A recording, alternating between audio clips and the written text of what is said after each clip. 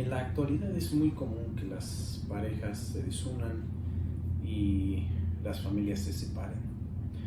Desafortunadamente esta es una situación que cada vez más aqueja a más familias en nuestra sociedad. Y bueno, esto afecta al núcleo social, que es la familia, pero dentro de la familia a quienes más afecta es a los hijos y a las hijas. En este contexto les quiero platicar un asunto que tuvimos hace varios meses aquí en la oficina, del que considero podemos extraer varias lecciones y consejos que tú, como padre o madre de familia, puedes implementar si estás pasando por un proceso de separación de tu pareja o estás ya en una etapa posterior a la separación, de forma que tus hijos, tus hijas se vean afectados en la menor medida posible. Siempre que se da la separación de la pareja, los hijos van a sufrir consecuencias negativas, ¿no? Eso es un hecho inevitable. Sin embargo, sí se pueden tomar determinadas medidas para evitar que estas afectaciones negativas suban de nivel, ¿no? Siempre mantenerlo en el mínimo posible. Y bueno, el caso que te quiero comentar que tuvimos aquí en la oficina es el siguiente. Nuestro cliente fue el papá. Él inicia una unión libre con su expareja, lo que jurídicamente se conoce como concubinato. En esa relación tiene a su hija, y cuando la niña tenía 2 o 3 años se separaron él y su expareja, ¿no? Tuvieron problemas, tomaron la decisión de separarse. Al principio hicieron todo de forma muy amistosa, no hubo pleito, no hubo litigio, se arreglaron por medio de un convenio que sometieron a la aprobación de un juez de lo familiar aquí en la Ciudad de México. En ese convenio definieron cuánto tenía él que pagar por concepto de pensión alimenticia, tanto para su hija como para su expareja. Definieron que la custodia de la niña la iba a tener la mamá, y definieron el régimen de visitas y convivencias, es decir, cuándo podía él ver a su hija. Básicamente decidieron que la podía ver cada 15 días, es decir, un fin de semana sí, al siguiente no, y así sucesivamente. Pasaría a recogerla a casa de la mamá, que también era casa de los abuelos maternos de la niña, los viernes en la tarde-noche, y la regresaría los domingos en la tarde-noche también. En un principio este acuerdo funcionó bien. Sin embargo, conforme fue pasando el tiempo, se fueron generando ciertas fricciones entre nuestro cliente y su expareja, y también entre nuestro cliente y la familia de la expareja, es decir, con los abuelos y con los tíos maternos de la hija de nuestro cliente.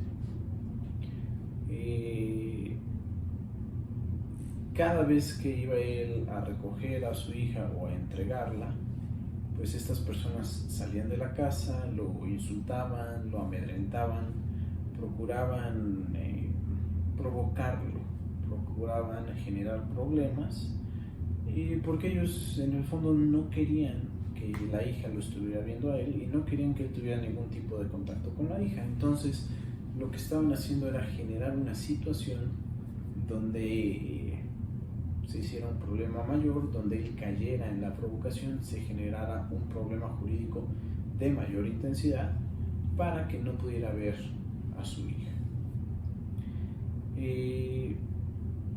Más o menos en esta época, nuestro cliente, pues en ese momento todavía no era nuestro cliente, pero llegó aquí a la oficina a consultarnos. Y dentro de los consejos que le dimos se encontraba el de no caer en las provocaciones de estas personas, porque si él caía en esta provocación, en estas provocaciones, pues ya no iba a poder ver a su hija. Y también le recomendamos no provocar él tampoco ninguna situación de conflicto con estas personas. Nuestros consejos no le gustaron y al terminar nuestra asesoría inicial tomó la decisión de no contratarnos y decidió resolver este problema pues de la forma que él consideró conveniente. Lo que hizo fue esto: para provocar una situación de conflicto con la familia materna de su hija, un domingo que la estaba llevando a casa de ellos para entregarla, le dejó manejar su camioneta durante las últimas 2 cuadras del trayecto. En esta época la niña tenía aproximadamente 13 años, por lo que evidentemente la familia materna se negaba a que manejara una camioneta. Como él sabía que se negaban a que manejara, pues la dejó manejar estas 2 últimas cuadras del trayecto. ¿Qué pasa cuando llegan a la casa? Pues salen los abuelos, salen los tíos, sale la mamá de la niña y ven que es ella quien llega manejando. Evidentemente se molestaron, le reclamaron a nuestro cliente, se empezó a intensificar la situación, empezaron los insultos, empezaron los gritos, y en un momento pasaron de la confrontación verbal a la confrontación física. En ese momento, nuestro cliente, que ya tenía todo planeado, levanta su playera y les deja ver a la familia materna de su hija que lleva un arma de fuego, una pistola enfundada en el pantalón.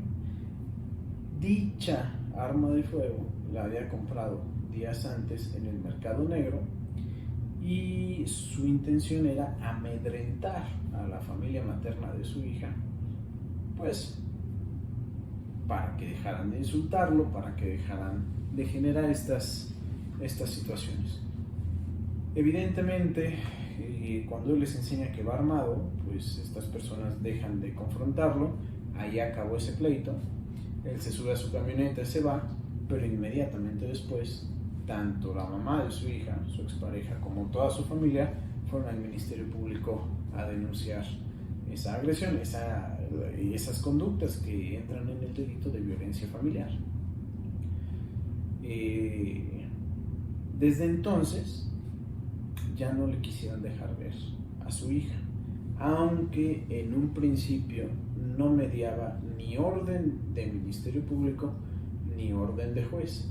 Sin embargo, lo que hizo la familia de la expareja de nuestro cliente fue solicitarle medidas de protección al Ministerio Público, quien en un primer momento las dictó y ordenó a nuestro cliente abstenerse de cometer cualquier conducta de violencia, tanto en contra de su hija como en contra de su expareja y en contra de la familia materna de su hija. Pero no lo dejaron ahí. Solicitaron al Ministerio Público se judicializara esta parte del asunto para que ante un juez de control en materia penal de la Ciudad de México se ratificaran estas medidas de protección y aparte se solicitaran otras de mayor intensidad. Y ante el juez penal lo que se iba a solicitar era que nuestro cliente no pudiera acercarse ni tener ningún tipo de contacto ni con su hija, ni con su expareja, ni con todas estas personas de la familia materna. Se logró la judicialización de la carpeta de investigación aproximadamente 3 meses después de que fueron a hacer estos hechos del conocimiento del Ministerio Público. Específicamente esta denuncia, ¿no? la denuncia que hicieron ante el Ministerio Público. Durante estos 3 meses nuestro cliente no había podido ver a su hija, no lo estaban ya dejando ver a su hija, obviamente. Entonces ahora sí, ya que se logró la judicialización de la carpeta de investigación, le notificaron la fecha de audiencia penal a nuestro cliente. Y nuestro cliente nos avisó 1 hora antes de que fuera la audiencia. Ya que nos platicó todo el asunto, ya que nos enseñó la notificación que le hicieron y todo, supimos de qué trataba la audiencia, y por la premura con la que nos avisó, pues no fue posible atender esa audiencia. Sin embargo, le dijimos lo que iba a pasar. El juez en materia penal iba a ratificar las medidas de protección que se le habían impuesto en sede ministerial, y aparte iba a dictar las medidas de protección de mayor intensidad, como efectivamente sucedió. El juez en materia penal ordenó que durante un plazo de 60 días hábiles, 60 días naturales, no podía nuestro cliente ver a su hija ni tener ningún tipo de contacto con ella, ni con su expareja, ni con la familia materna. Una vez que transcurrió este plazo, y ahora sí, siendo ya abogados de nuestro cliente, verificamos que no hubiera ninguna orden del Ministerio Público en el sentido de que no pudiera tener contacto con su hija, y que no hubiera ninguna orden de juez en materia penal para que no pudiera tener contacto con su hija.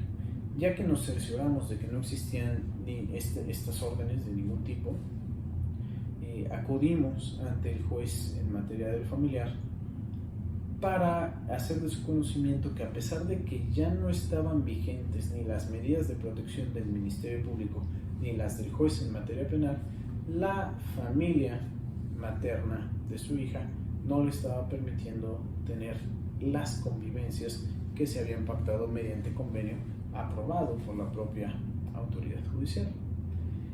En este sentido, tuvimos que abrir lo que se conoce como un incidente, que es una demanda dentro de un juicio, solicitándole al juez tomara las medidas pertinentes para garantizar que el régimen de visitas y convivencias que se había pactado se respetara y se cumpliera. Evidentemente, lo que contestó la expareja de nuestro cliente fue que lo tenían denunciado por el tema de violencia familiar.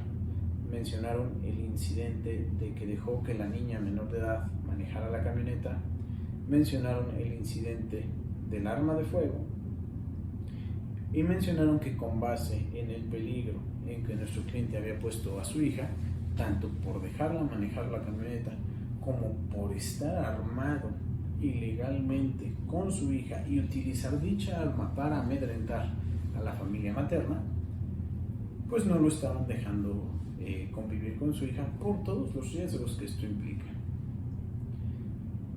Una vez que la familia materna de nuestro cliente, de la hija de nuestro cliente, le acreditó todas estas circunstancias al juez, el juez puso todo en pausa para permitir que todas las investigaciones en el Ministerio Público terminaran, y una vez que se determinara si había cometido el delito de violencia familiar o no nuestro cliente, se pudiera tomar una decisión sobre si podía seguir viendo a su hija o no. Ante esta situación no hubo mucho que nosotros pudiéramos hacer. Le explicamos cómo estaba la situación de su asunto a nuestro cliente, quien en última instancia, y tras menos de un año de haber sido nuestro cliente, se desesperó y cambió de abogados. Pues ya no pudimos seguir tramitando ese asunto hasta su conclusión satisfactoria para nuestro cliente. Las lecciones y consejos que considero se pueden extraer de este caso son las siguientes. Lo primero es que, ante un conflicto de naturaleza legal, las personas deben dejar de guiarse por ese instinto natural que todos tenemos de resolver por su propia cuenta el problema. Y lo primero que tienen que hacer es ir a consultar a un especialista en derecho, a un abogado, que pueda orientarlos y asesorarlos sobre la mejor forma de resolver pues el asunto legal. Si bien nuestro cliente en primera instancia lo hizo, en realidad no siguió nuestros consejos, y al intentar resolver el problema por su propia cuenta, pues generó un problema de mucha mayor magnitud, de mayor intensidad, que derivó en consecuencias penales para él y con base en eso, pues al momento en que dejó de ser nuestro cliente llevaba ya más de un año sin poder ver a su hija, cuando si nos hubiera hecho caso, en ningún momento hubiera dejado de ver a su hija. En segundo lugar, no hay que generar provocaciones innecesarias en las demás personas cuando se tiene un problema de naturaleza legal, porque esto puede generar conflictos de mayor intensidad, de mayor magnitud, que después va a ser más difícil solucionar. Y en el mismo sentido de que no hay que generar provocaciones de esta naturaleza, tampoco hay que caer en este tipo de provocaciones. Es importante mantenerse tranquilos, con la cabeza fría, no caer en provocaciones para no generar un conflicto que posteriormente sea más difícil solucionar. Otro consejo es que no hay que dejar que pase tiempo entre el momento en que surge un problema legal y el momento en que se empieza a atender su solución. Mientras más tiempo pasa a partir de que se genera un problema legal, más va evolucionando, más complicado se va haciendo y más difícil va a ser solucionarlo. En el momento en que surja un problema legal es importante darle la atención que se merece y así va a ser más fácil y más pronta su solución. Y finalmente, estos como consejos generales, ¿no?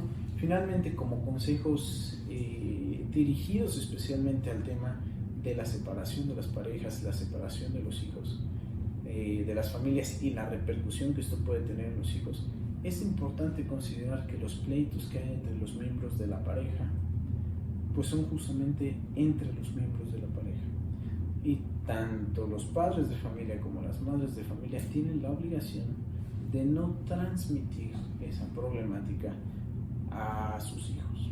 Entonces, si hay un problema entre la pareja, es importante intentar mantenerlo únicamente dentro de la pareja, no utilizar a los hijos como un medio de negociación o como un arma para lastimar a la expareja. Es importante considerar que todos los niños, las niñas y los adolescentes tienen derecho a convivir tanto con su padre como con su madre, o en el caso de las familias homoparentales, con ambos padres o con ambas madres. No porque haya resentimientos entre los miembros de la pareja se tiene que utilizar a los hijos como un medio para causar dolor y venganza en la expareja. Se tiene que mantener a los hijos al margen de esa situación, no solamente por las repercusiones negativas que esto tiene en las niñas, niños y adolescentes, sino porque también este tipo de conductas constituyen ilícitos en materia civil, familiar y en materia penal, lo cual puede traer mayores repercusiones y aumentar la intensidad del conflicto que se da entre la pareja, lo que a su vez genera una mayor afectación negativa en los propios hijos o hijas. Se convierte esto en un círculo vicioso que a todas luces, a toda costa, hay que evitar. Entonces, estas son las principales lecciones que yo puedo extraer del caso de nuestro cliente y que considero te pueden ser útiles a ti si estás viviendo un proceso de separación o si estás en las etapas posteriores ya a este proceso de separación. Espero que sea todo esto muy útil.